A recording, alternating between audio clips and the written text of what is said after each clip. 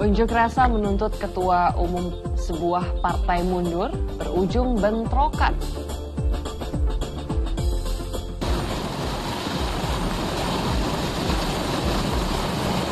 Tim SAR berhasil evakuasi 7 korban jatuhnya pesawat Susi Air di Timika, Papua. Buka aja itu. Warga grebek oknum perwira polisi yang diduga selingkuh.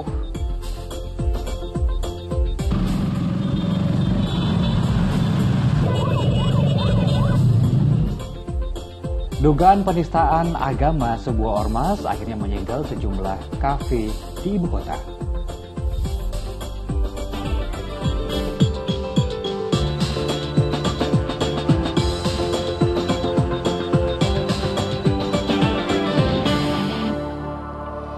Halo, selamat pagi Misa. Tetap semangat ya, karena apalagi ini akhir pekan ya, Sheila. Kita tetap setia menemani Anda dalam Fokus Pagi edisi hari ini, Sabtu 25 Juni 2022. Bersama saya, Jamie Darusman. Dan saya, Sheila Purnama. Selama 1,5 jam ke depan kami hadir dengan rangkaian informasi dan peristiwa terbaru yang berhasil dihimpun tim redaksi kami hingga dini hari tadi. Langsung saja kita akan mulai informasi pertama di Fokus Pagi hari ini. Silakan, Jamie. Ya. Ini terkait dengan 2 kelompok ormas di KI Jakarta yang melaporkan manajemen sebuah kafe ke Polda Metro Jaya atas dugaan penistaan agama menyusul promosi minuman beralkohol gratis dengan nama tertentu. Betul. Nah, ini sementara Gerakan Pemuda Ansor DKI Jakarta Jumat malam menyegel sejumlah kafe yang berada di ibu kota.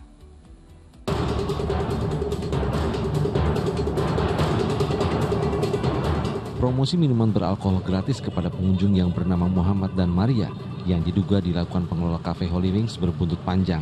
Ratusan anggota Gerakan Pemuda Ansor atau GP Ansor berkonvoi keliling ibu kota dan mendatangi beberapa outlet Holy Wings di sejumlah wilayah DKI Jakarta Jumat malam. Ada 3 tempat hiburan malam Holy Wings yang didatangi GP Ansor, yaitu Holy Wings Senopati, Senayan, dan Jalan Gatot Subroto. Meski dalam kondisi tutup, GP Ansor tetap melakukan penyegelan lokasi. Itu aja sih yang saya apresiasi. Alhamdulillah tutup hari ini. Artinya di wilayah Jakarta tutup. Tapi ada katanya buka di wilayah di luar Jakarta. Kami mungkin akan meng-cross-check itu.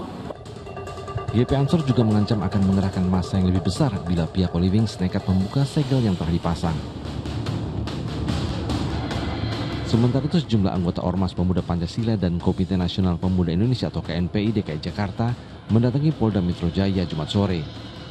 Mereka melaporkan kasus dugaan penistaan agama yang dilakukan oleh manajemen kafe Holy Wings terkait promosi minuman beralkohol gratis tersebut. Tindakan manajemen Holy Wings dinilai telah meresahkan umat beragama. Insya Allah proses ini bisa berjalan sesuai ketentuan hukum yang berlaku di Republik Indonesia, bahwa tidak ada lagi yang namanya tempat hiburan malam atau apapun itu yang berani melecehkan agama atau menistakan agama. Kami sudah melaporkan oknum kafe yang telah membuat keresahan publik dengan penistaan agama, membandingkan nama Muhammad dan Maria dengan alkohol. Polda Metro Jaya yang menyelidiki kasus ini mengimbau masyarakat untuk tetap tenang dan tidak terprovokasi, serta mempercayakan penanganan kasus ini ke aparat penegak hukum. Hari ini Polda Metro Jaya telah menerima 2 laporan polisi dari 2 kelompok yang berbeda tentunya ya, yang mana mereka melaporkan sebagai terlapor sinilah pihak Holy Wings terkait dengan apa yang diupload di media sosial oleh Holy Wings yang dianggap menistakan agama tertentu. Sementara dalam akun Instagramnya, Holy Wings Indonesia menyatakan permintaan maafnya dan telah menindak tim promosi dengan sanksi yang berat lantaran membuat promosi tersebut tanpa sepengetahuan manajemen. Muhammad Nur melaporkan dari Jakarta.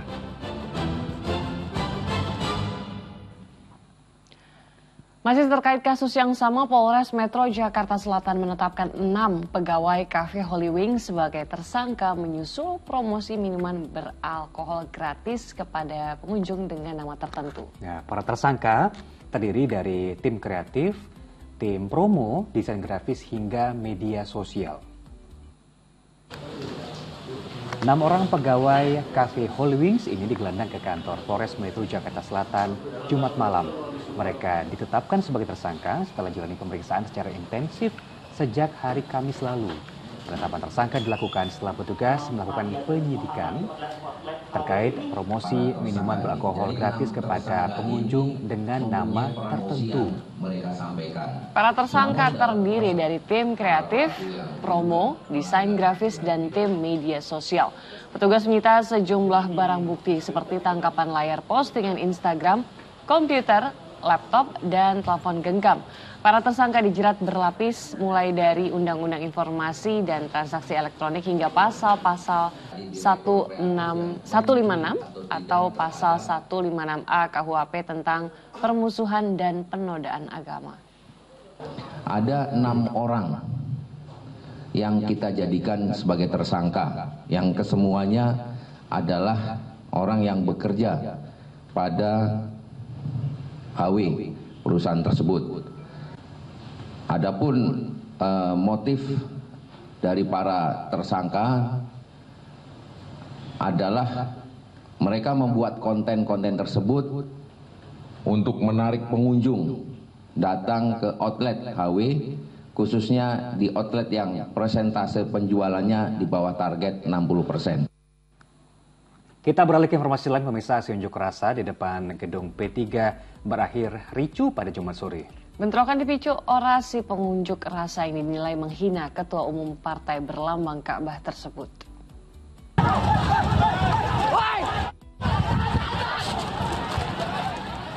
Aksi unjuk rasa yang awalnya berjalan damai seketika berubah menjadi bentrokan. Bentrokan dipicu orasi pengunjuk rasa yang dinilai telah menghina Ketua Umum P3 Suharto Manoarfa. Massa dari depan gedung P3 yang tersulut emosi langsung mengejar para pengunjuk rasa hingga bentrokan pun tak terhindarkan. Polisi yang berjaga di lokasi langsung berupaya melerai bentrokan kedua massa. Dari awal kita sudah nggak mau masuk ke dalam, tapi kok tiba-tiba mereka nyerang terus gitu kan? Ya, dia nyerang. Kita sebetulnya memang aksi kita 3 kali aksi kita nggak bermasalah loh ya. Tapi untuk kali ini kok kami dibentrokin. Saya ngikutin aparat kepolisian, saya bertahan di situ, tapi mereka nyerang. Sebagai partai Islam, Mbok ia berkata-kata tuh yang baik, tutur kata yang baik. Dari tadi juga waktu mereka masih orasi baik-baik aja, semuanya nggak ada masalah. Cuma kalau udah menghina itu kan nggak baik lah, dan itu pasti kita lawan. Nah, kalau menghina secara pribadi itu bukan akhlak yang diajarkan oleh para pendiri partai, nggak seperti ini ya. Dalam tuntutannya, pengunjuk rasa meminta Ketua Umum P3 Suharto Manoarfa mundur dari jabatannya karena dinilai tidak menegakkan anggaran dasar anggaran rumah tangga partai. Guna mengantisipasi aksi bentrokan susulan, puluhan personel kepolisian disiagakan di lokasi. Don Vito Samarta melaporkan dari Jakarta. Di informasi selanjutnya, 7 korban jatuhnya pesawat Susi Air di pedalaman Kabupaten Paniai, Papua akhirnya berhasil dievakuasi. Ya, meski dalam kondisi luka ya, ke-7 korban dalam kondisi selamat. Ketujuh korban jatuhnya pesawat Susi Air PKBVM jenis Pilatus PC-6B2H4 Turbo ditemukan warga lokal di sekitar lokasi jatuhnya pesawat di Kampung Duma, Kabupaten Paniai. Para korban beserta pilot pesawat lalu dievakuasi ke permukiman warga. Dari permukiman, para korban dievakuasi tim SAR gabungan ke kota Timika menggunakan helikopter Karakal milik TNI Angkatan Udara. Meski seluruh korban selamat, namun sejumlah penumpang mengalami cedera patah kaki dan tangan, termasuk sang pilot pesawat yang mengalami patah kaki. Para penumpang yang menderita luka saat ini dirawat di RSUD Timika. 7 korban kondisi selamat walaupun ada beberapa yang luka parah, ada yang patah kaki, kemudian patah tangan, ada yang luka perdarahan yang cukup banyak juga. Tapi semua kondisi selamat dan sudah dievakuasi ke rumah sakit. Di awal kita mendapat informasi bahwa pesawat itu crash, perjalanan dari Timika ke Duma. Tapi ternyata crashnya itu ketika dia mau pulang dari Duma ke Timika. Jadi pesawat airborne, karena memang cuaca kurang mendukung juga, dia terbang kemudian terjadi crash. Proses evakuasi para korban berjalan lancar karena tim dibantu warga yang tinggal tak jauh dari lokasi jatuhnya pesawat. Korban ya kurang lebih 50 menit sudah tiba di bandara. Ya kita langsung mengantarkan ke rumah sakit. Dan ini tentunya berkat dukungan dari beberapa instansi potensi yang sangat-sangat profesional ya, dan berkat dukungan dari masyarakat sehingga ya istilahnya korban ini bisa terselamatkan. Pesawat maskapai Susi Air jatuh di distrik Duma, Kabupaten Paniai setelah lepas landas dari Bandara Timika, Kamis pukul 5.34 waktu Indonesia Timur. 6 orang penumpang dan seorang pilot pesawat dalam kondisi selamat telah dievakuasi ke Timika. Diduga pesawat terjatuh di daerah pedalaman Papua akibat cuaca buruk. Igo Batomolin melaporkan dari Timika, Papua. Di informasi lain, sebuah bus syarat penumpang tiba-tiba terbakar di Jalan Tol Tebing Tinggi Medan, tepatnya di kilometer 73, Kabupaten Serdang Bedagai. Pada kejadian ini beruntung seluruh penumpang bus dapat selamat.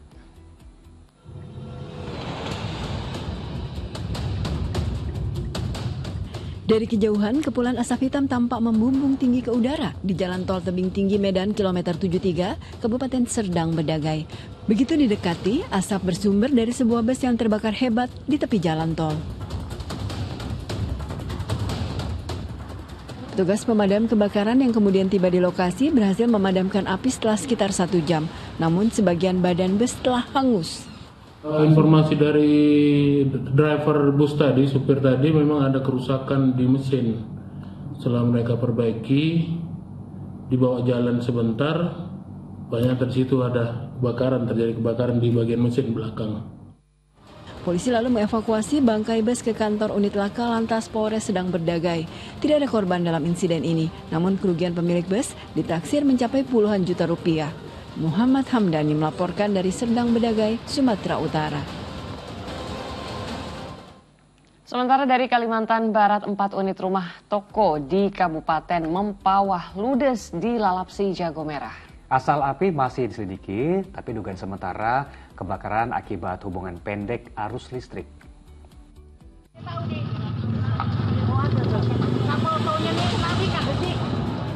Kobaran api yang besar langsung menghanguskan 4 unit rumah toko di Jalan Raya Anjongan, Kabupaten Mempawah, Kalimantan Barat, Jumat pagi. Api yang berasal dari salah satu ruko dengan cepat merambat ke deretan ruko lainnya. Kebakaran itu mengejutkan para pemilik ruko karena saat si Jago Merah mengamuk, mereka tengah tertidur lelap. Di tengah kobaran api, para pemilik ruko masih berusaha menyelamatkan barang berharga dari dalam ruko ke pinggir jalan. Kebakaran ini sempat menjadi tontonan warga dan pengguna jalan. 1 unit mobil pemadam kebakaran dikerahkan ke lokasi untuk menjinakkan api. Sejumlah petugas damkar tampak berjibaku memadamkan api. 1 jam berselang, si Jago Merah akhirnya bisa dikendalikan. Dugaan sementara penyebab kebakaran akibat hubungan pendek arus listrik dari salah satu ruko yang dijadikan tempat kafe.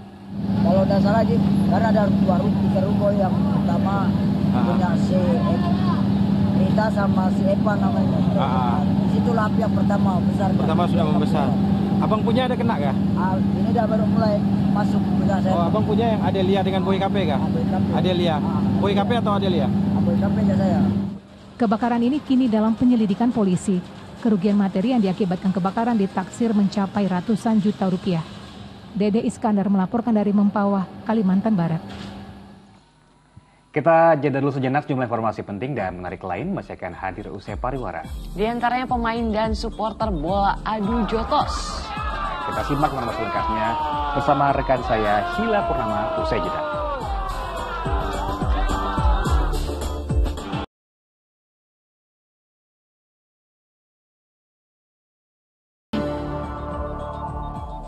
Kembali bersama kami di Fokus Pagi, pemirsa. Pertandingan cabang olahraga sepak bola dalam Pekan Olahraga Provinsi Jawa Timur di Stadion Semeru Lumajang berakhir ricuh.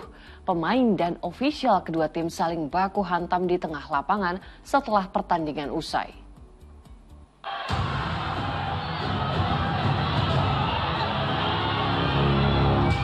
Kericuhan 2 kesebelasan ini melibatkan para pemain dan ofisial tim sepak bola dalam laga lanjutan Grup B Pekan Olahraga Provinsi Jawa Timur Stadion Semeru, Lumajang, Jumat sore. Mereka saling baku hantam di tengah lapangan saat jalannya laga berakhir dengan skor imbang 1-1. Pihak keamanan pun langsung berjibaku melerai dan meredam mereka. Laga pertandingan antara kedua tim berlangsung keras, bahkan wasit mengeluarkan 14 kartu kuning dan 5 kartu merah untuk kedua tim. Ya biasa, anak muda kan emosi. Nah, kalau nggak mau kena kakinya, nggak mau disenggol, ya jangan main bola. Ya, itu yang wajar. Kaki kena kaki, ya. Kesliding, kena bodyguard, udah yang biasa itu. Tapi yang penting yang di luar pemain itu tidak usah ikut. Dari hasil imbang ini, tim Kabupaten Malang berhasil lolos menjadi runner-up grup B dan melaju ke babak 8 besar. Sedangkan tim Kabupaten Bojonegoro harus terhenti dan menduduki peringkat 3 grup B. Nur Salim melaporkan dari Lumajang, Jawa Timur.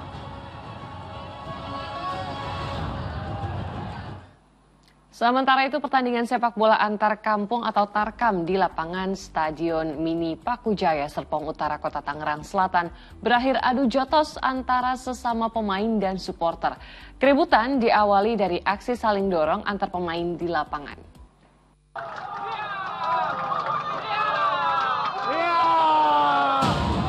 Keributan antara sejumlah pemain sepak bola dengan supporter terjadi di Stadion Mini Pakujaya, Serpong Utara, Tangerang Selatan. Kericuhan bermula ketika perebutan bola antara pemain yang tengah berlaga sehingga terjadi aksi saling dorong yang berujung baku hantam antar pemain. Melihat tim dukungannya adu jotos, para supporter kedua tim terpancing emosinya sehingga terlibat baku hantam. Aparat keamanan gabungan TNI Polri serta panitia pelaksana kemudian melerai keributan itu agar tidak berlanjut.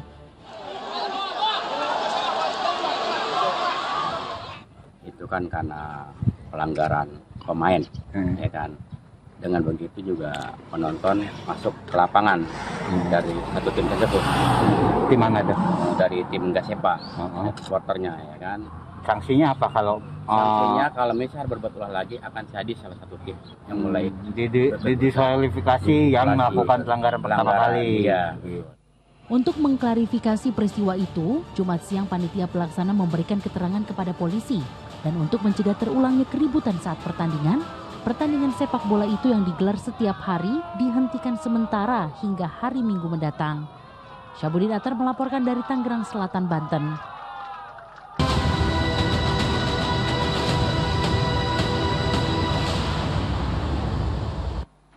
Bintang sepak bola Brazil Ronaldinho akhirnya tiba di Indonesia. Kehadirannya di tanah air untuk membela Rans Nusantara FC bertanding di turnamen Trofeo menghadapi Arema FC dan Persik Kediri.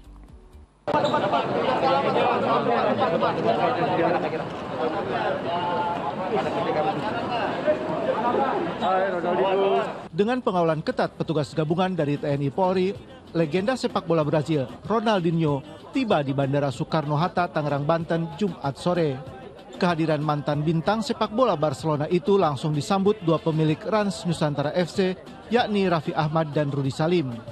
Pemain yang pernah mengantarkan Brazil juara Piala Dunia ini akan menghadiri beberapa kegiatan selama berada di tanah air.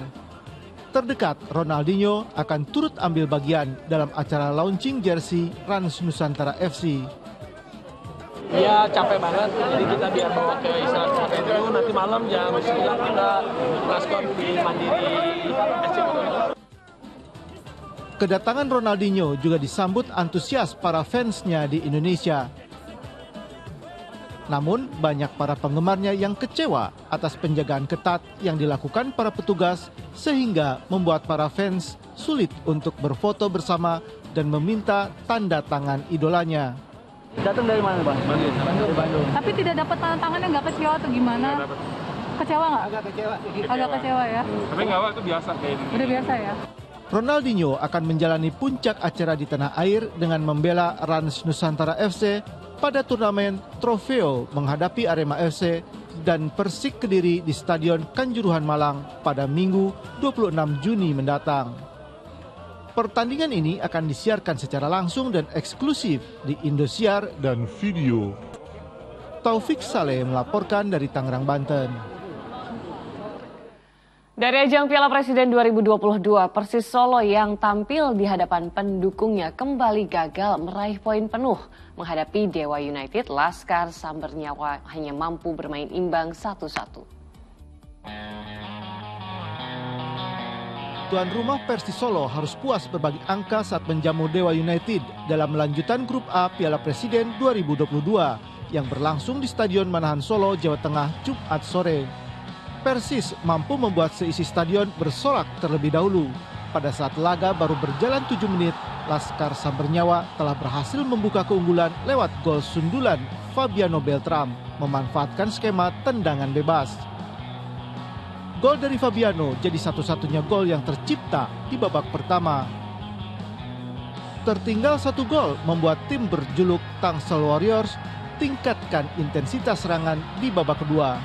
Hasilnya pada menit ke-71 Miftah Sani berhasil mencetak gol penyeimbang bagi Dewa United. Pada penghujung laga sebenarnya Persis Solo kembali berhasil mencetak gol. Sayang gol yang dicetak Gerard Artigas pada menit 90+2 harus dianulir wasit. Artigas dinilai telah lebih dahulu berada dalam posisi offside. Hingga wasit meniup peluit panjang, kedudukan 1-1 untuk kedua tim tetap tak berubah. Hasil ini tetap tidak mengubah posisi Persis Solo dan Dewa United di klasmen sementara Grup A Piala Presiden 2022. Keduanya mengisi 2 peringkat terbawah dengan sama-sama mengoleksi 2 poin. Sementara itu PSIS Semarang sukses keluar sebagai juara Grup A Piala Presiden 2022. Keberhasilan ini didapat Laskar Mahesa Jenar setelah mengalahkan PSS Sleman. Drama 7 gol mewarnai kemenangan telak PSIS Semarang atas PSS Sleman dalam lanjutan Grup A Piala Presiden 2022 yang berlangsung di Stadion Manahan, Solo, Jawa Tengah, Jumat malam. Ribuan pendukung supporter PSIS yang hadir di stadion membuat Laskar Mahesa Jenar tampil begitu dominan sejak laga dimulai. 2 pemain asing PSIS, Jonathan Cantilana dan Carlos Cortes, berhasil mencetak brace. 2 gol disarankan Jonathan pada menit ke-7 dan 24, sedangkan Fortes mencatatkan namanya di papan skor melalui titik putih di penghujung babak pertama dan pada menit ke-62.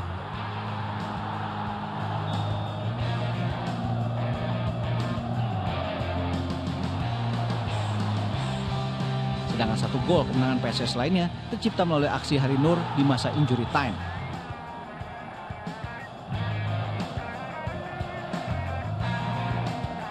Sementara PSS Sleman hanya mampu membalas 2 gol.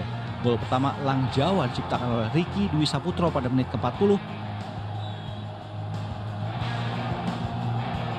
Dan gol dari Rifki Suryawan tercipta 3 menit sebelum waktu normal berakhir. Kemenangan 5-2 PSIS Semarang atas PSS Sleman membuat Laskar Mahesa Jenar berhasil melaju ke babak 8 besar Piala Presiden 2022 dengan status juara Grup A. Sementara PSS tetap berada di peringkat kedua klasemen sementara dengan 4 poin.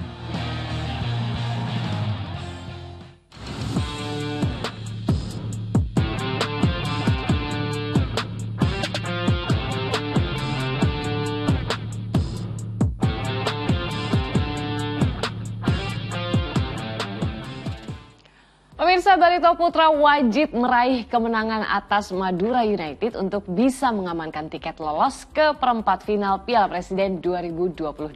Sementara Persija Jakarta akan menurunkan skuad terbaiknya di laga kontra Borneo FC. Celebrate Jakarta. Rio he, Rio he, Rio he, Rio he. Persija Jakarta akan menjalani laga ketiga Piala Presiden 2022 melawan tuan rumah Grup B Borneo FC di Stadion Segiri Samarinda Sabtu malam. Laga ini menjadi ajang pembuktian bagi skuad inti Macan Kemayoran yang baru bertanding di Piala Presiden. Setelah pada 2 laga sebelumnya Persija menurunkan skuad mudanya. Laga ini juga menjadi ujian perdana bagi pemain baru di lini belakang Persija, Ondrej Kudela. Sebagai pemain timnas Ceko dan lama malang melintang di sepak bola Eropa, tentu Kudela harus meyakinkan publik Jakarta jika dirinya pantas mengawal lini belakang Macan Kemayoran. Selama berkiprah di berbagai kompetisi Eropa, Kudela tercatat menciptakan 24 gol dan 9 assist. Sementara itu, publik Samarinda tentu berharap tim kebanggaannya Borneo FC bisa naik ke posisi teratas atau minimal mengamankan posisi kedua demi lolos ke perempat final. Hanya mencetak 1 gol dari 2 laga yang telah dimainkan menjadi PR tim pelatih Pesut Etam untuk memperbaikinya di laga melawan Persija. Demi bisa raih 3 angka, Borneo FC menjanjikan bonus kepada pemainnya jika mampu memenangi laga nanti. Di laga lain, Barito Putra akan memainkan laga terakhirnya di Grup B Piala Presiden 2022 dengan menghadapi Madura United. Duel akan berlangsung di Stadion Segiri Samarinda Sabtu sore. Rafael Silva masih akan menjadi tumpuan di lini serang Barito untuk membongkar pertahanan Madura United. Masih memiliki kans untuk lolos ke perempat final, membuat Laskar Antasari diprediksi akan turun dengan skuad terbaiknya untuk meraih kemenangan.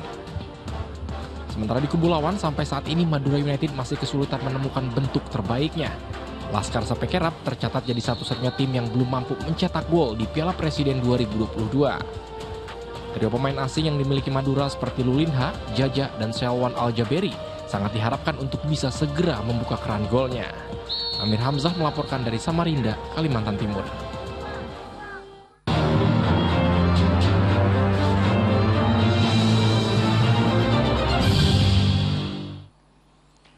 Kita ke informasi lain pemirsa, karena berkas perkara sudah lengkap, maka penyidik Polri serahkan tersangka penipuan dan investasi bodong binomo Indra Kents ke Kejaksaan Negeri Kota Tangerang Selatan, Banten. Bersama tersangka, penyidik juga menyerahkan 2 unit mobil mewah beserta barang bukti lainnya. Bang Indra, gimana kabarnya Bang?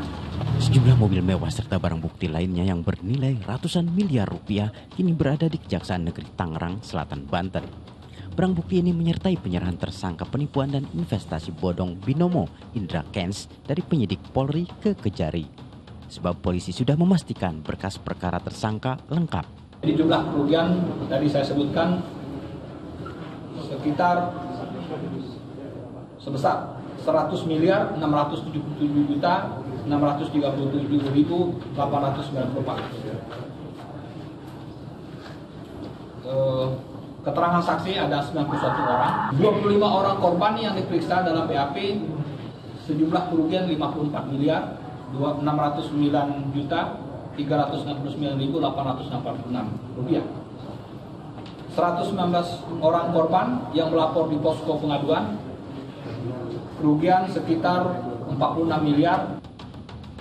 Usai pemeriksaan selama 9 jam, Indra Kents kembali ke rumah tahanan Mabes Polri karena Kejari menitipkan tersangka di rutan tersebut. Indra Kents menjadi tahanan Kejaksaan Negeri Tangerang Selatan hingga ke persidangan di Pengadilan Negeri Kota Tangerang. Dugaan penipuan dan investasi bodong binomo yang melibatkan selebgram Indra Kesuma atau Indra Kents mencuat sejak awal Februari lalu. Prajurit asal Medan, Sumatera Utara ini pun menjadi tersangka dan jadi tahanan setelah polisi menemukan unsur tindak pidana perjudian daring dan berita bohong. Polisi pun langsung mengejarkan penyidikan, diantaranya dengan menyita sejumlah aset mewah, baik kendaraan maupun bangunan.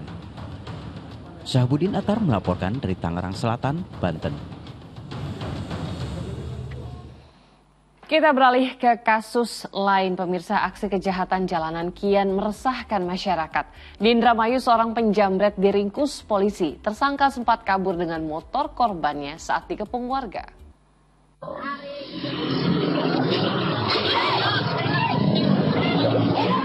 Inilah rekaman CCTV ketika aksi penjamretan terjadi di Jalan Raya Mundu, Indramayu, Jawa Barat.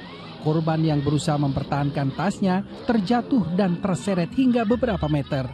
Tersangka yang panik lalu kabur dengan membawa lari sepeda motor korban, sementara sepeda motornya ditinggalkan di lokasi kejadian. Berselang 2 pekan kemudian, polisi menangkap tersangka di tempat persembunyiannya. Pria itu dilumpuhkan dengan 4 tembakan di kakinya saat diringkus. Dari tangannya disita sepucuk pistol mainan serta uang sisa hasil kejahatan. Dari hasil pemeriksaan terungkap, tersangka telah berkali-kali melakukan aksi serupa di Brebes, Cirebon, dan Indramayu. Sebagian besar korbannya adalah wanita yang mengendarai sepeda motor. Tersangka yang juga seorang residivis berdalih melakukan kejahatan itu karena terdesak kebutuhan sekolah anaknya. Yang bersangkutan ini mati-matian untuk merampas barang daripada korban. Ya, karena itu sasarannya memang ibu-ibu atau ngacak, Pak? Ya, acak ya, tidak hanya ibu-ibu, namun yang menurut dia bisa diambil.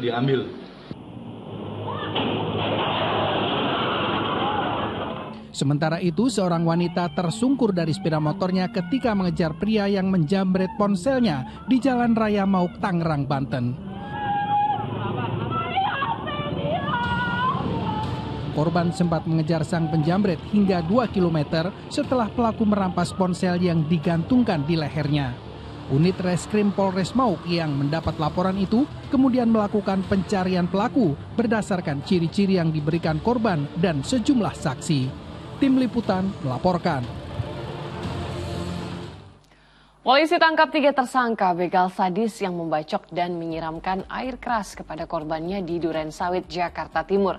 Dari tangan mereka petugas menyita 3 bilah senjata tajam dan 2 unit gawai hasil kejahatan. 3 tersangka begal sadis ini harus mempertanggungjawabkan perbuatannya di hadapan polisi. Petugas di Polda Metro Jaya membekuk ketiganya di rumahnya yang berada di kawasan Klender, Duren Sawit, Jakarta Timur pada Selasa malam lalu. Dari tangan mereka petugas menyita 3 bilah senjata tajam dan 2 unit telepon genggam. Tersangka kerap menyasar sepeda motor yang dikendarai korban. Kejadian pada Sabtu dini hari lalu di Jalan Dermaga Raya Duren Sawit, korban melawan hingga membuat para tersangka panik dan hanya berhasil menggasak gawai. Tersangka pun membacok dan menyiram korban dengan air keras. Korban dan temannya ini melakukan perlawanan, artinya tidak memberikan motornya, hanya handphonenya saja yang bisa dirampas. Ini yang kita jadikan barang bukti, ya, handphonenya dirampas. Kemudian pelaku, para tersangka ini, ya, di samping melakukan kekerasan pembacokan, juga menyiramkan air keras sebelum meninggalkan korban. Di informasi selanjutnya pemirsa, ada kawanan perampok yang sudah beraksi selama 4 tahun di 20 lokasi yang berbeda dilumpuhkan petugas Satreskrim Polres Metro Jakarta Timur. Komplotan penjahat itu melakukan aksi kejahatan dengan menyiram bensin dan mengancam memakai pistol kepada korbannya. Inilah aksi perampokan yang terekam CCTV milik minimarket yang berada di Jalan Raya TB Simatupang, Ciracas, Jakarta Timur pada 8 Juni lalu. Kedua tersangka berbagi peran, satu orang yang mengambil uang di kasir, menakuti korbannya dengan menyiram bensin, sementara rekannya menodongkan pistol ke pegawai toko. Modus yang dilakukan keduanya di 20 tempat yang berbeda-beda selalu sama. Selang 2 minggu kemudian, kedua pelaku berinisial BS dan AH dibekuk petugas Satreskrim Polres Metro Jakarta Timur di Kendal, Jawa Tengah usai merampok minimarket. Dari hasil penangkapan, petugas berhasil mengamankan pistol jenis airsoft gun beserta amunisinya, 5 plat nomor kendaraan palsu, senjata tajam, dan botol sisa bensin yang digunakan untuk menyiram. Dengan modus, ada beberapa modus. Yang pertama dengan menyiram memakai petralite atau bensin terhadap kasir. Yang satunya lagi menodong memakai airsoft gun. Nah, menodong dan mengancam akan membakar jika tidak memberikan uang di kasir. Dan ini sudah dilakukan di beberapa tempat. Guna mempertanggungjawabkan perbuatannya, kedua tersangka selain dijerat pasal tentang pencurian disertai kekerasan, mereka juga dijerat dengan undang-undang darurat karena menguasai senjata api yang ancaman hukumannya 10 tahun penjara. Muhammad Subadri Arifki melaporkan dari Jakarta. Pemirsa, Fokus Pagi masih akan kembali dengan informasi menarik dan penting lainnya, diantaranya warga menggerebek oknum perwira polisi yang diduga selingkuh. Informasi lengkapnya akan hadir bersama rekan saya Jimmy Darusman usai jeda. Tetap bersama kami. Jamie Darusman menemani Anda dalam Fokus Pagi. Kita lanjut informasi di pagi hari ini. Pemirsa, diduga tengah berselingkuh, seorang oknum perwira polisi di Kabupaten Waikanan, Lampung digerebek warga. Oknum polisi berpangkat Ajun Komisaris Polisi itu masih jalani pemeriksaan di bidang Propam Polda Lampung.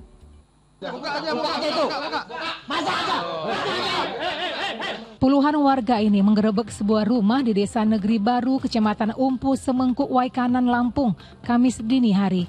Di dalam rumah, warga mendapati seorang lelaki dan seorang wanita tengah berduaan. Oleh warga, keduanya kemudian digelandang ke kantor polisi untuk dilakukan pemeriksaan. Belakangan diketahui, ternyata pria itu merupakan seorang perwira polisi berpangkat Ajun Komisaris Polisi.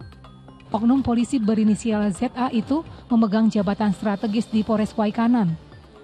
Bahwa benar adanya kejadian telah dilakukan penggerebekan oleh masyarakat, kemudian didampingi dengan petugas kepolisian pada hari Kamis dini hari sekitar jam 02.00 di Kampung Negeri Baru, di mana ada salah satu perwira dari Polres Waikanan yang bertugas di fungsi lalu lintas berpangkat AKP inisial ZA ditemukan berada di rumah milik anggota Polri juga, anggota Polres Waikanan, di mana saat itu ditemukan bersama istri dari salah satu perwira Polres Waikanan. Buntut dari penggerebekan itu, oknum perwira polisi itu harus menjalani pemeriksaan mendalam oleh bidang Propam Polda Lampung. Selain diperiksa, ZA juga dicopot sementara dari jabatannya sebagai Kasat Lantas. Ari Susanto melaporkan dari Waikanan, Lampung. Kita beralih ke informasi lain, pemirsa. Seorang pria datang ke musola bukan untuk beribadah, melainkan untuk mencuri 3 kitab Al-Quran berukuran besar. Pelaku memanfaatkan situasi sepi untuk melancarkan tindak kejahatannya.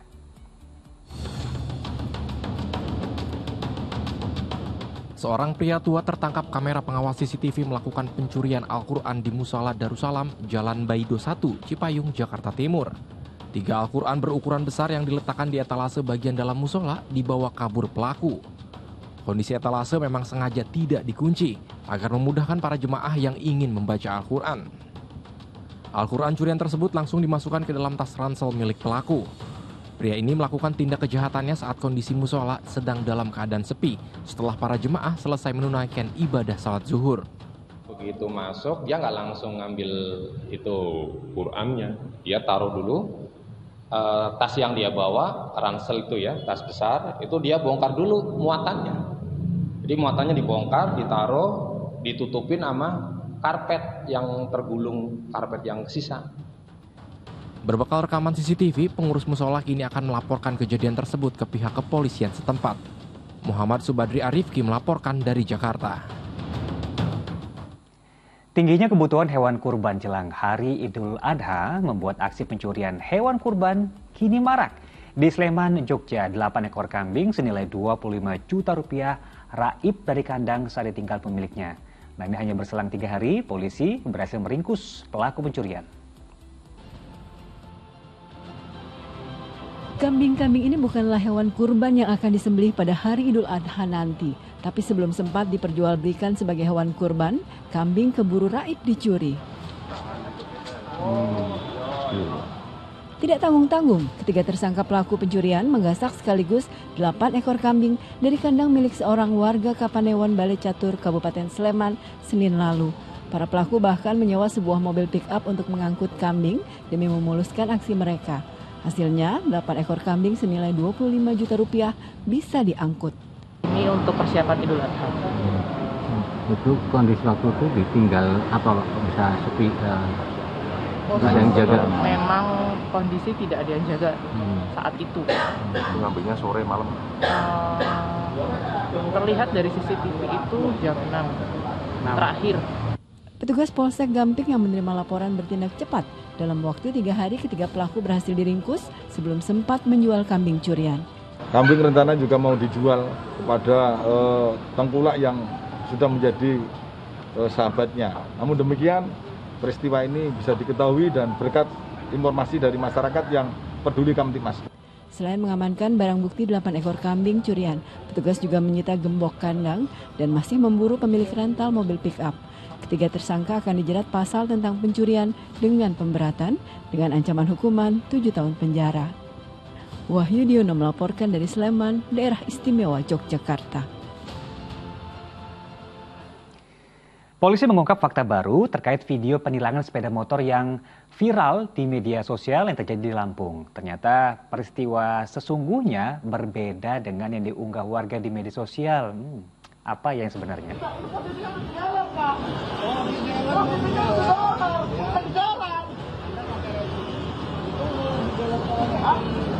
Nggak bisa dong, Pak. Video yang berisi protes pengendara motor saat ditilang viral di media sosial. Peristiwa terjadi di depan sebuah toko sepeda motor di Jalan Ahmad Yani, Bandar Lampung, Lampung. Polisi mengungkap fakta baru. Pengendara motor bernama Andri, warga Lampung Selatan itu ternyata melanggar aturan lalu lintas. Motornya dihentikan polisi yang berpatroli lantaran tidak ada plat nomor polisi dan menggunakan knalpot bising serta tidak memakai spion.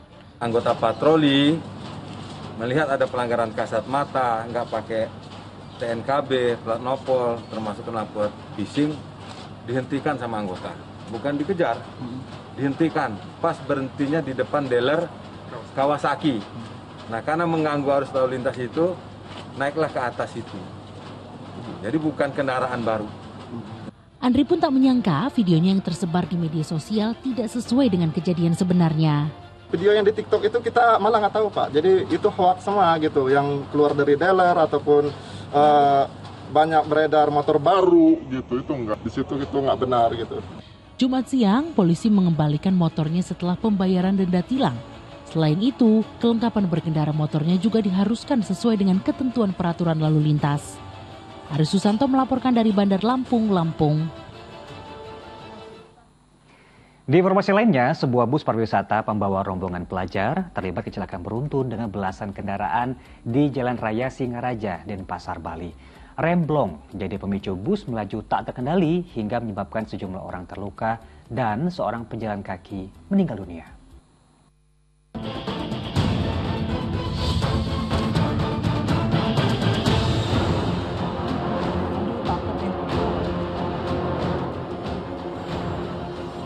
Peringatan Hari Raya Kuningan di Desa Batu Riti, Kabupaten Tabanan, Bali digemparkan dengan kecelakaan beruntun yang melibatkan belasan kendaraan di ruas Jalan Denpasar, Singaraja.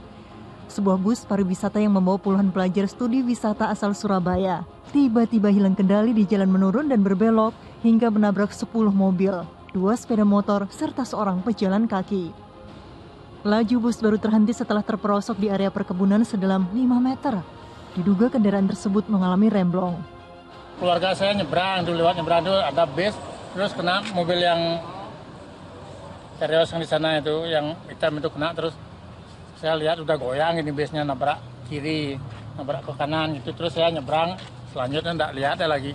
Kecelakaan mengakibatkan 8 pengendara terluka dan seorang wanita pejalan kaki meninggal dunia. Ada 9 korban, 8 masih luka ringan, 2 orang yang luka ringan sudah kembali ke rumah, kemudian 1 meninggal dunia, pejalan kaki. Untuk sementara kalau informasi untuk terkait kejadian laka lantasnya masih dalam proses pemeriksaan. Satlantas Polres Tabanan bersama Ditlantas Polda Bali menggelar olah tempat kejadian perkara guna mengungkap penyebab kecelakaan. Selain itu, petugas juga menahan pengemudi serta kernet bus guna penyelidikan lebih lanjut. Kita harus berdasarkan dari keterangan saksi dulu. Jadi ada berapa kendaraan yang di situ terlibat, terus sentuhannya ada berapa, tikungannya juga ada berapa. Di situ nanti kita berdasarkan itu baru kita bisa mengerjakan dan prosesnya itu memang butuh waktu. Sementara duka menyelimuti rumah keluarga Niwayan Wandani, korban meninggal dunia dalam tragedi itu. Kerabat serta tetangga silih berganti mendatangi rumah duka untuk menyampaikan bela sungkawa. Saat kejadian, Niwayan Wandani bersama anak perempuannya tengah berjalan usai melaksanakan sembahyang Hari Raya Kuningan di Pura. Dalam perjalanan, ibu 3 anak itu melihat bus oleng menuju ke arahnya. Demi menyelamatkan buah hatinya, ia mendorong sang anak agar terhindar dari kecelakaan. Naas wanita 30 tahun itu justru tertabrak bus hingga terluka parah, lalu meninggal dunia. Dari hasil penyelidikan, polisi menetapkan sopir bus wisata berinisial AS sebagai tersangka. Pria asal Sidoarjo ini mengaku menyesal atas kelalaiannya yang tanpa sengaja menyebabkan orang terluka dan meninggal dunia. Kalau panik, ya memang panik saya. Cuma saya berusaha gimana cara menghentikan mobil yang saya bawa itu. Saya sangat menyesal sekali. Memang bukan saya sengaja, memang tidak sengaja ini. Sebelumnya sudah dicek Pak kondisi rem? Udah, kalau diceknya udah. Penyelidikan perkara ini terus berjalan. Pihak perusahaan bus berpotensi terlibat bila terbukti membiarkan armadanya tetap beroperasi, padahal sudah tahu ada kerusakan teknis. Kemungkinan besar akan ada penambahan tersangkaan ya? Saya tidak bisa mengatakan besar, yang pasti kita lihat proses penyidikan, kita tidak bisa asumsi ya. Fakta dan kenyataannya hasil penyelidikan yang akan kita ikuti. Bila terbukti bersalah, para tersangka bakal dijerat Undang-Undang Lalu Lintas dengan ancaman pidana 6 tahun penjara. Tim Liputan melaporkan. Di informasi lain, lantaran terjebak dalam tangki limbah menyebabkan 2 karyawan tewas serta 2 lainnya kritis saat membersihkan truk tangki milik perusahaan pengolah limbah di Mojokerto. Polisi masih lakukan pengusutan termasuk meminta keterangan sejumlah orang. Polisi melakukan olah tempat kejadian perkara di halaman sebuah pabrik pengolahan limbah di Desa Manduro, Manggu Gajah, Mojokerto, Jawa Timur pada Jumat siang. Petugas mengambil sampel guna mengungkap penyebab kematian 2 karyawan tempat tersebut. Kejadian naas itu bermula ketika 4 karyawan pabrik membersihkan truk tangki limbah secara bergantian. Tiba-tiba seorang di antara mereka terpeleset dan jatuh ke dalam tangki limbah. Berniat menolong, korban lainnya malah terjebak di dalam tangki hingga tak sadarkan diri. Akibatnya, meski sempat dilarikan ke rumah sakit, 2 orang tewas, sementara 2 orang korban lainnya masih dirawat di rumah sakit dalam keadaan kritis. Terlalu lama untuk menghirup karena kalau sebentar aja kan berarti masih bisa tertangani. Kalau ini kan sudah itu sampai hari ini masih kritis, berarti kan yang terhirup lebih besar. Untuk mengungkap peristiwa tersebut, polisi masih melakukan pengusutan termasuk meminta keterangan sejumlah orang. Biak Eko Purwanto melaporkan dari Mojokerto, Jawa Timur. Banjir setinggi 1 meter rendam 2 kecamatan di kota Bau-Bau, Sulawesi Tenggara. Akibatnya ratusan rumah dan sejumlah fasilitas umum terendam banjir, termasuk akses jalan yang terputus. Bukan ini, itu kan setiap berkas. Bak lautan, beginilah kondisi banjir yang melanda wilayah kota Bau-Bau, Sulawesi Tenggara Jumat pagi. Ruas-ruas jalan tak lagi kelihatan, yang tampak hanyalah luapan banjir setinggi 1 meter. Sejumlah kendaraan harus dibantu didorong oleh warga agar bisa melintasi jalan.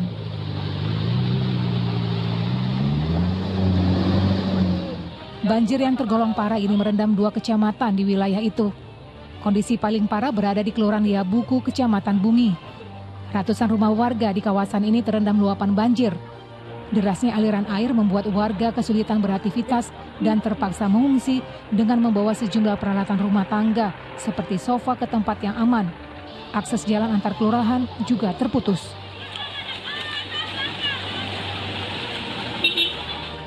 Banjir kali ini merupakan yang terburuk yang dialami selama 22 tahun terakhir. Ini yang saya tinggal di sini 22 tahun baru kali ini. Cerita dari masyarakat 30 tahun lebih ke belakang pernah seperti ini. Oh, ini sudah lama tidak pernah terjadi seperti ini? Iya. Hingga Jumat siang, banjir masih belum juga surut. Bahkan banjir merendam fasilitas umum dan sebuah pondok pesantren di Kecamatan Bungi.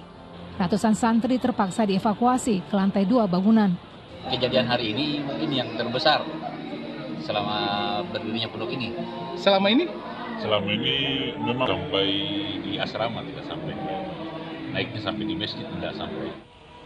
Curah hujan yang tinggi dan buruknya sistem drainase menjadi penyebab banjir. Ilor Samsudin melaporkan dari Bau-Bau, Sulawesi Tenggara. Sementara di Jawa Tengah, pemirsa, ratusan rumah warga di Pekalongan terendam banjir menyusul adanya tanggul yang jebol. Warga berharap pemerintah dapat segera memperbaikinya. Hingga Jumat siang, banjir setinggi 1,5 meter masih merendam permukiman warga di Duku Damyak, Desa Karangjompo, Kecamatan Tirto, Pekalongan. Kondisi yang sama juga melanda permukiman di Desa Tegal Tuwu dan Pasir Sari di sisi timur aliran Sungai Meduri. Banjir disebabkan adanya tanggul jebol sepanjang hampir 20 meter pada Senin lalu. Sejauh ini warga telah berupaya memperbaiki tanggul secara swadaya, tapi kembali jebol hingga akhirnya air masuk ke permukiman warga. Masyarakat berharap pemerintah dapat segera memperbaiki tanggul secara permanen agar kampung ini terbebas dari banjir.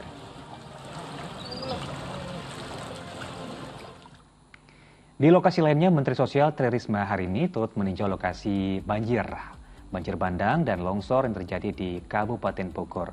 Sementara itu, hujan deras yang terjadi di lokasi kejadian membuat proses pencarian korban dihentikan sementara. Proses pencarian korban longsor dan banjir bandang yang terjadi di Kampung Muara, Desa Cibunian, Kecamatan Pamijahan, Kabupaten Bogor, Jawa Barat, pada Jumat sore dihentikan sementara.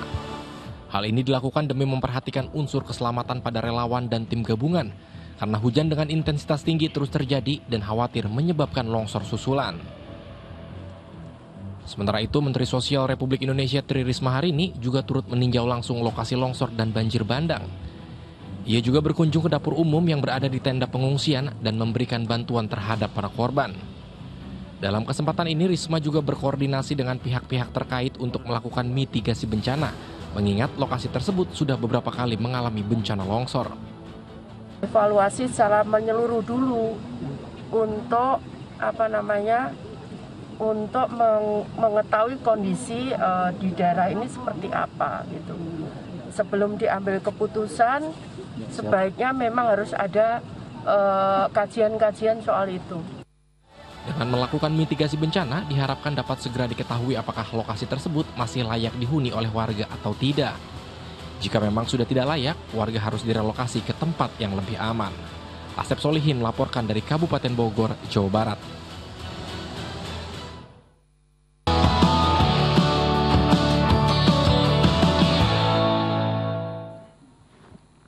Pemirsa, harga cabai rawit merah di pasar tradisional Johar Baru, Jakarta ini naik lebih dari 2 kali lipat. Sementara di Bitung, Sulawesi Tenggara, harga bawang merah naik Rp40.000 per kilogram. Harga sejumlah bumbu dapur di pasar tradisional Girian Bitung, Sulawesi Utara tak kunjung turun. Salah satu yang mengalami kenaikan drastis adalah bawang merah. Di pasar ini harga bawang merah naik dari sebelumnya Rp30.000 per kilogram menjadi Rp70.000 per kilogram. Naiknya harga bawang merah dipengaruhi oleh hasil panen petani yang berkurang.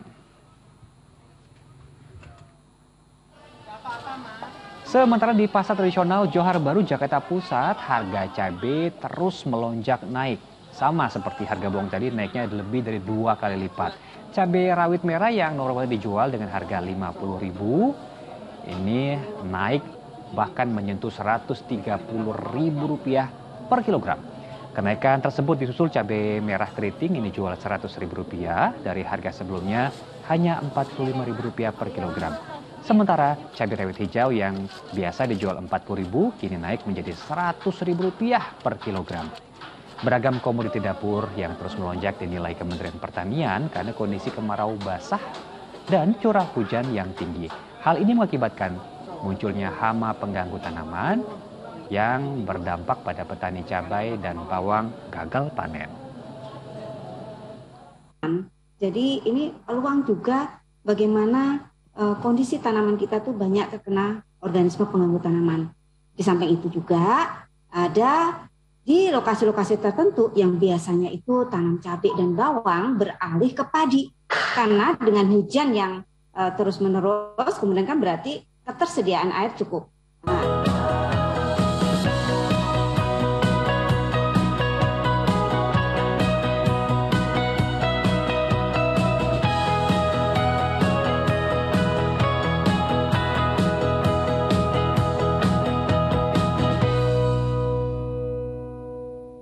Di informasi lainnya, pemirsa, sosialisasi program pengungkapan sukarela atau PPS terus dilakukan oleh Ditjen Pajak. Jumat kemarin, Ditjen Pajak Jakarta Pusat menggelar sosialisasi di 8 titik, salah satunya di Jalan Medan Merdeka Barat. Nah, bagi yang ingin mengikuti program pengungkapan sukarela itu, masih ada kesempatan hingga tanggal 30 Juni mendatang.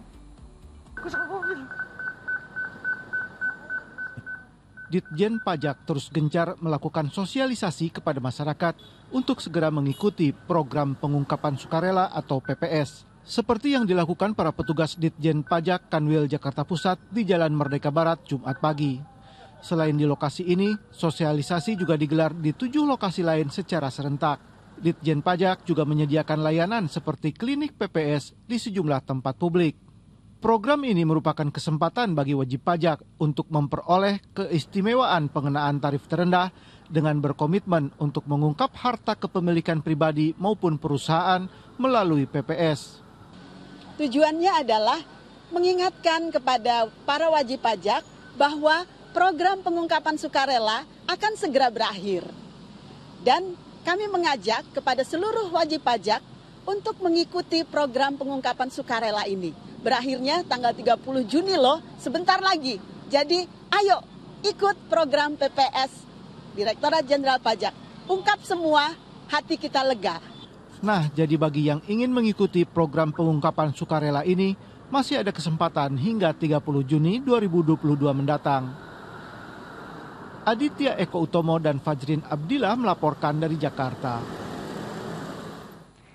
Kita jeda lagi sejenak, sejumlah informasi penting dan menarik lainnya masih akan hadir usai pariwara, termasuk di antaranya.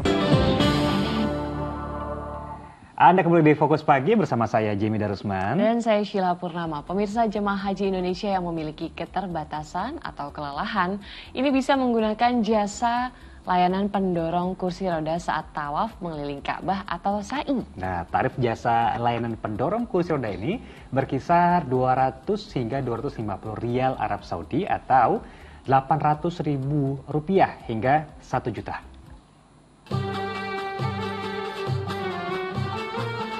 Layanan kursi roda resmi disediakan di Kompleks Masjidil Haram, Kota Mekah, Arab Saudi.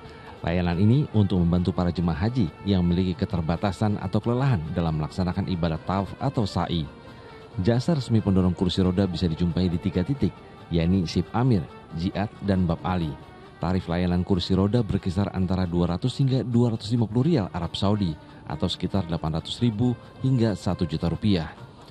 Petugas haji sektor khusus Masjidil Haram yang bersiaga 24 jam akan membantu jemaah, terutama dalam berkomunikasi dengan jasa pendorong kursi roda agar terhindar dari praktik percaloan atau harus membayar ongkos lebih mahal.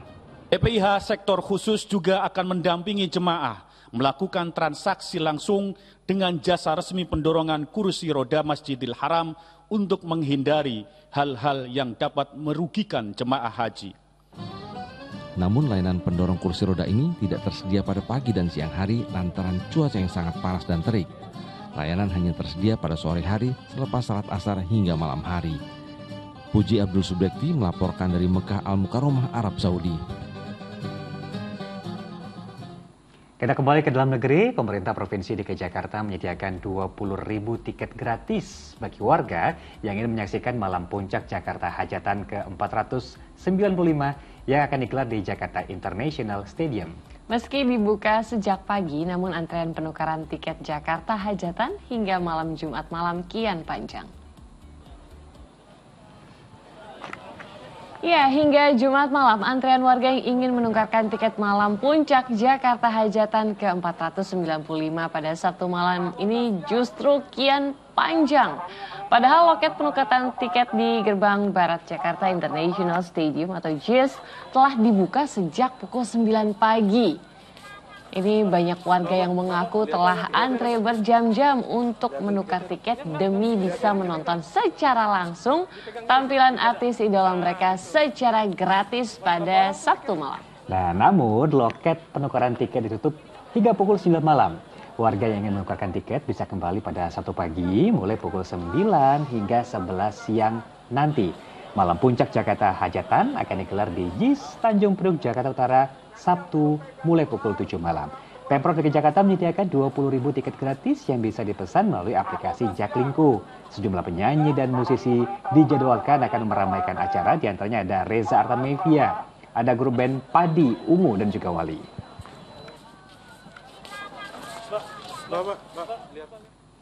Di informasi selanjutnya, 2 kelompok Ormas DKI Jakarta melaporkan manajemen Holy Wings ke Polda Metro Jaya atas dugaan penistaan agama menyusul promosi minuman beralkohol gratis. Sementara Gerakan Pemuda Ansor DKI Jakarta Jumat malam menyegel sejumlah kafe yang berada di wilayah ibu kota.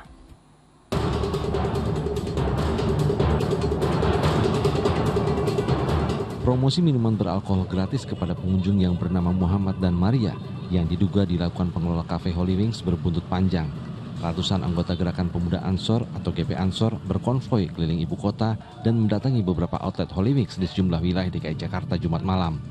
Ada 3 tempat hiburan malam Holy Wings yang didatangi GP Ansor, yaitu Holy Wings Sinopati, Senayan, dan Jalan Gatot Subroto. Meski dalam kondisi tutup, GP Ansor tetap melakukan penyegelan lokasi. Itu aja sih yang saya apresiasi, alhamdulillah tutup hari ini. Artinya di wilayah Jakarta tutup, tapi ada katanya buka di wilayah di luar Jakarta. Nah, kami mungkin akan meng-cross-check itu. GP Ansor juga mengancam akan mengerahkan massa yang lebih besar bila pihak Holy Wings nekat membuka segel yang telah dipasang. Sementara itu sejumlah anggota Ormas Pemuda Pancasila dan Komite Nasional Pemuda Indonesia atau KNPI DKI Jakarta mendatangi Polda Metro Jaya Jumat sore.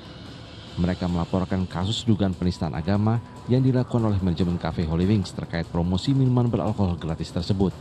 Tindakan manajemen Holy Wings dinilai telah meresahkan umat beragama. Insya Allah proses ini bisa berjalan sesuai ketentuan hukum yang berlaku di Republik Indonesia, bahwa tidak ada lagi yang namanya tempat hiburan malam atau apapun itu yang berani melecehkan agama atau menistakan agama. Kami sudah melaporkan oknum kafe yang telah membuat keresahan publik dengan penistaan agama, membandingkan nama Muhammad dan Maria dengan alkohol. Polda Metro Jaya yang menyelidiki kasus ini mengimbau masyarakat untuk tetap tenang dan tidak terprovokasi, serta mempercayakan penanganan kasus ini ke aparat penegak hukum.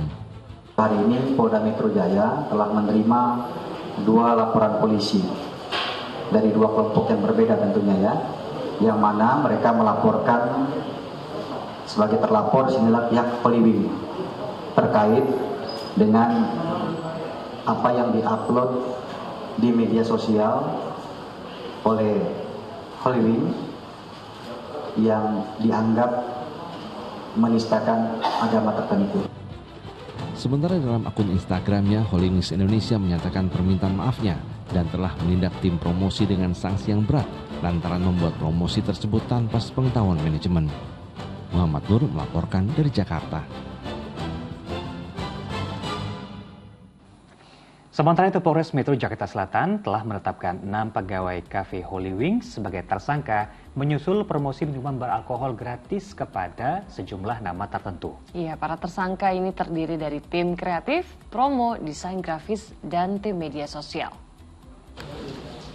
6 pegawai kafe Holy Wings digelandang ke kantor Polres Metro Jakarta Selatan pada Jumat malam. Mereka ditetapkan sebagai tersangka setelah menjalani pemeriksaan secara intensif sejak Kamis malam. Penetapan tersangka dilakukan setelah petugas melakukan penyelidikan mendalam terkait promosi minuman beralkohol gratis kepada pengunjung dengan nama tertentu. Ya, seperti Muhammad dan juga Maria. Para tersangka terdiri dari tim kreatif, promo, desain grafis, dan tim media sosial. Petugas menyita sejumlah barang bukti seperti tangkapan layar postingan di sosial media Instagram, komputer, laptop, dan telepon genggam. Para tersangka dijerat pasal berlapis mulai dari Undang-Undang Informasi dan Transaksi Elektronik ITE hingga pasal KUHP tentang permusuhan dan penodaan agama. Ada 6 orang yang kita jadikan sebagai tersangka, yang kesemuanya adalah orang yang bekerja pada HW perusahaan tersebut. Adapun motif dari para tersangka adalah mereka membuat konten-konten tersebut untuk menarik pengunjung datang ke outlet HW, khususnya di outlet yang persentase penjualannya di bawah target 60%. Dan untuk mengetahui situasi terkini, sudah ada Agi Kurnia Sandi dan juru kamera Oki Ardian di Cafe Holy Wings yang berada di kawasan Gatot Subroto, Jakarta. Selamat pagi Agi, silakan laporannya.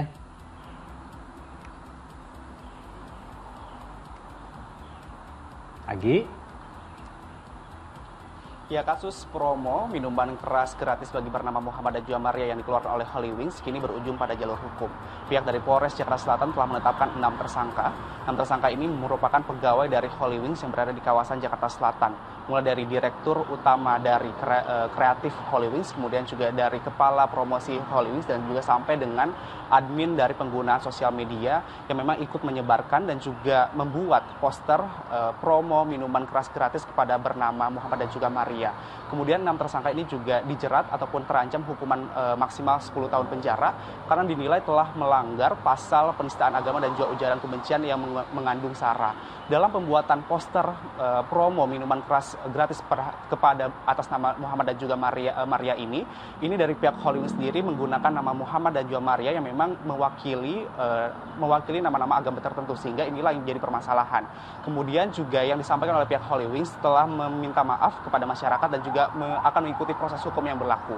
Kemudian tadi malam Jimmy dan juga Sela, ada sejumlah organisasi masyarakat yang memang melakukan penyegelan terhadap beberapa outlet yang ada di Jakarta Selatan untuk meminta agar Holy Wings ini ditutup karena memang dinilai sudah merusak generasi muda. Tentu kita harapkan bagaimana proses hukum ini berlangsung dan juga bagaimana penyelesaian ini akan segera dilakukan oleh pihak dari Polres Jakarta Selatan. Demikian Jamie dan juga Sela kembalikan dari studio. Baik, Agi Kurnia Sandi melaporkan langsung dari Jakarta. Terima kasih atas laporannya. Selamat kembali bertugas. Kita ke informasi lain pemirsa. Setelah pembangunan sekolah dasar negeri yang rusak akibat bencana erupsi Semeru rampung, YPP Indosiar SCTV meresmikan penggunaannya. Nah, selain itu YPP juga memberikan ratusan paket bantuan berupa tas dan juga sejumlah alat tulis sekolah.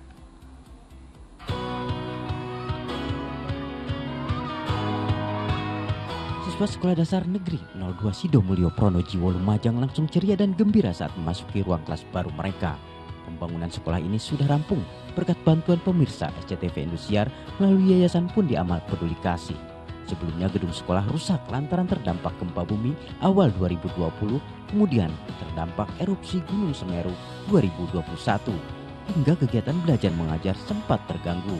Selain membangun 5 ruang kelas, YPP juga membangun ruang laboratorium yang dilengkapi dengan puluhan laptop belajar, kamar mandi, dan pagar sekolah.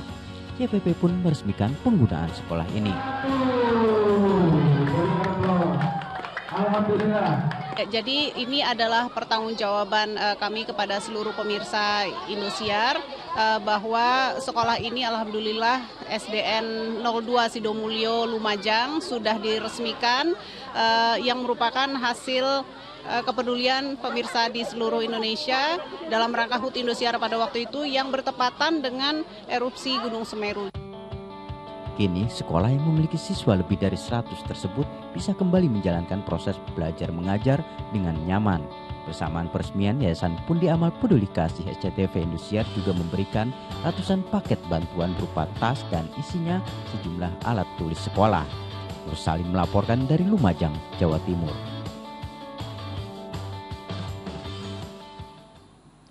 Laporan tadi sekaligus menutup kebersamaan kita dalam Fokus Pagi. Hari ini jangan lupa untuk tetap kencangkan protokol kesehatan. Dan kita bisa menyaksikan info terkini Cegah Corona hanya di video. Caranya? Unduh aplikasinya sekarang. Dan pemirsa, ayo dukung operasi katarak, hernia, donor darah, dan hitan gratis bagi warga tidak mampu di sejumlah tempat di Indonesia. Sampaikan kepedulian Anda melalui rekening BCA dengan nomor 16263388888 atas nama Yayasan Pundi Amal Peduli Kasih, karena tentunya kepedulian kita adalah harapan mereka. Dan usai Fokus Pagi, jangan lupa kita dapat menyaksikan program Mega Series Panggilan. Mewakili teman-teman redaksi bertugas, saya Jamie Darusman. Dan saya Sheila Purnama pamit undur diri. Selamat berakhir pekan, menikmati waktu Anda bersama keluarga. Semangat terus, sampai jumpa.